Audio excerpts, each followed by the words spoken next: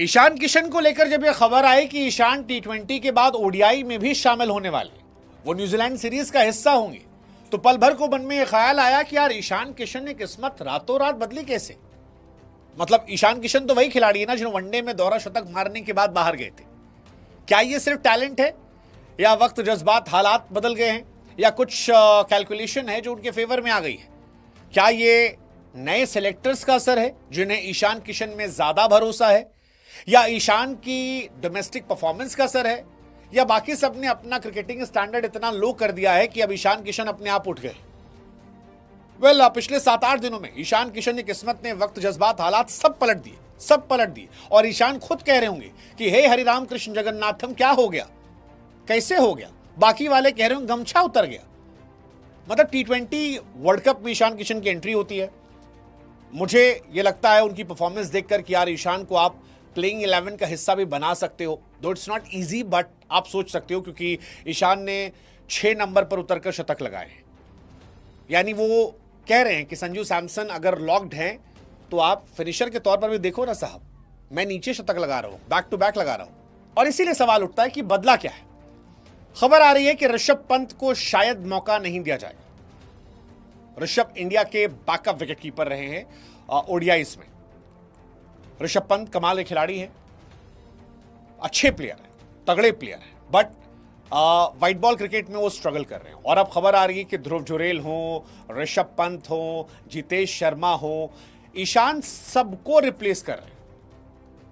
टी20 में जहां वो संजू सैमसन के बैकअप विकेटकीपर होंगे तो वहीं पर ओडीआई में वो बैकअप बन जाएंगे इनके। रेड बॉल में भी ध्रुव जुरेल और पंत को मेहनत करनी पड़ेगी, वरना वहां पर भी अभी तो नहीं लेकिन देर सवेर वो अपना नाम दे देंगे। और ये बड़ी खबर है, इसके पीछे लॉजिक क्या है वो समझने वाली बात है। लेकिन उससे पहले एक बड़ी खबर बता दें यही कि ऋषभ पंत के ड्रॉप होने की कहानी आने लगी है। ऋषभ पंत जो है इन दिनों कंसिस्टेंसी से स्ट्रगल कर रहे हैं। केएल राहुल ऑब्वियसली पहले प्लेयर होंगे जो विकेटकीपर के तौर पर चुने जाएंगे और ईशान दूसरे होंगे। अब इसमें एक कहानी तो आती है, ईशान किशन पर वो वाली लाइन सही बैठती है कि अगर आपका सिलेक्शन ना हो रहा हो तो आप दरवाजे खोले मत, दरवाजे तोड़कर घुस जाए। ईशान ने एक्चुअली दरवाजे तोड़ दिए थे क्योंकि जिस तरह का सिलेक्शन किया था, जिस तरह परफॉर्मेंस की थी, उससे सिलेक्शन चांसेस थे। ये बताया कि there is no alternative to grind hard work. सबसे ज़्यादा आप रन बनाइए, सेलेक्टर्स आपको देखेंगे, सोचेंगे आपके बारे में, और ये सारी बातें होंगी। लेकिन क्या एक फैक्टर ये भी हो सकता है कि जो नए हमारे सेलेक्टर्स हैं वो ईशान की तरफ भी देख रहे हैं? आई एम श्योर कि ईशान को लेकर जिस तरह से हम सब में सिंपैथीज थी कि यार ईशान सा गलत हुआ था, वो अच्छा कर रहे थे, परफॉर्मेंस की वजह से नहीं, उनको एक रीजन देकर बाहर कर दिया गया था। क्या अब वो फैक्टर खत्म हो रहा है?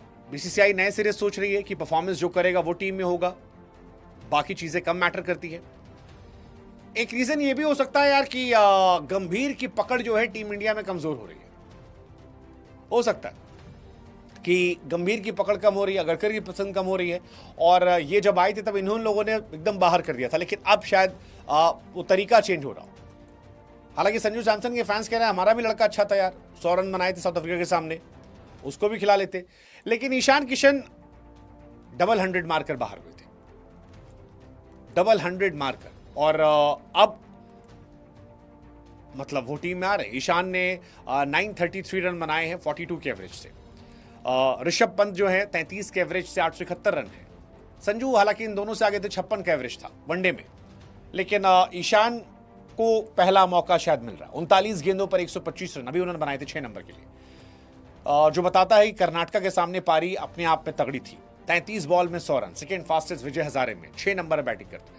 मुझे लगता है जो ये 6 नंबर पर ईशान किशन ने बैटिंग करना शुरू कर दिया है, ये उनकी रेंज को बड़ा कर दे रहा है, बहुत बड़ा कर दे रहा है। मतलब ये आपको 3 ऑप्शन दे रहा है कि आप अगर ओपनर भी बीमार पड़ता है तो ईशान किशन को ऊपर भेज दो, अगर लोअर ऑर्डर में कोई बीमार पड़ता है तो उसको दे दो, कोई परफॉर्म नहीं कर पा रहा उसको ड्रॉप कर दो। तो I think there is one factor कि ईशान आपको ज्यादा ऑप्शन दे रहे हैं जो ऋषभ पंत या बाकी लोग नहीं दे रहे हैं।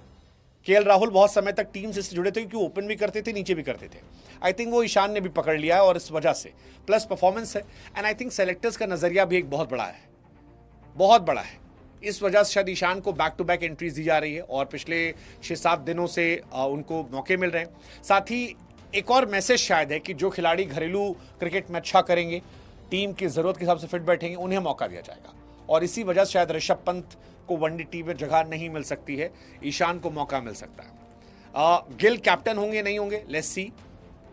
वनडे में अय्यर होंगे नहीं होंगे, लेट्स सी, फिटनेस उनका देखना होगा। बट ईशान के बारे में माना जा रहा है कि ईशान को मौका मिल जाएगा। ऋषभ पंत साउथ अफ्रीका के खिलाफ वनडे टीम का हिस्सा थे, लेकिन व्हाइट बॉल में ऋषभ पंत को काफी ज्यादा पीछे भेज दिया गया, वो कहीं नहीं है। उनके प्रदर्शन मिले जुले हैं, विजय हजारे में भी बहुत एक्स्ट्रा नहीं है, बहुत खराब भी नहीं है, एक पारी चले एक फ्लॉप गए। ईशान किशन थोड़ा एक्स्ट्रा ऑर्डिनरी रहे हैं। ईशान किशन ने लास्ट टाइम 11 अक्टूबर 2023 को दिल्ली में अफगानिस्तान के खिलाफ खेला था। ऑलमोस्ट 2 साल वो बाहर रहे। अब 2 साल बाद उनकी T20 टीम में एंट्री हुई है, अब वनडे टीम में भी उनकी एंट्री हो रही है। और ये इसका रीजन, एक बड़ा रीजन परफॉर्मेंस है, बहुत बड़ा। सैयद मुश्ताक अली में सबसे ज्यादा रन, विजय हजारे में शतक, झारखंड को पहली बार खिताब दिलाना, एंड आई थिंक इस वजह से शायद ये मौका है। अभी जो कहानी है उसके हिसाब से शुभमन गिल कैप्टन के तौर पर रहेंगे, जायसवाल बैकअप ओपनर होंगे, ईशान किशन मिडिल ऑर्डर के लिए रहेंगे और ओपनर के तौर पर ही बैकअप हो सकते हैं। अय्यर अगर फिट होते तो आ जाएंगे। ऋतुराज को टीम में रखा जाएगा, चाहे अय्यर रहे ना रहे, दोनों केस में कहा जा रहा है।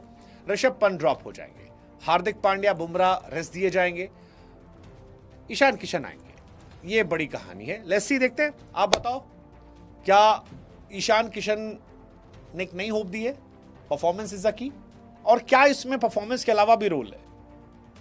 इस फ्रॉम झारखंड, बिहार, क्या फैक्टर हो सकता है सिलेक्टर चेंज होने का? Never know. What's your take, let us no.